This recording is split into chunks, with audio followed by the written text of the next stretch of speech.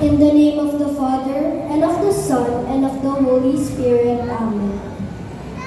Almighty Father, we praise and thank you for the gift of this day, and for gathering us as one school community.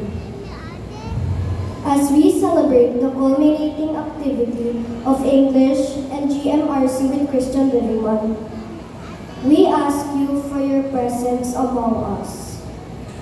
Enlighten our minds as we appreciate the power of language in uniting people, and touch our hearts as we reflect on the values and faith that guide our lives.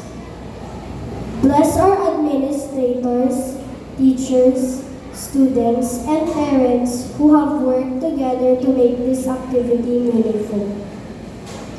May this program inspire us to grow in knowledge, character, and love for one another.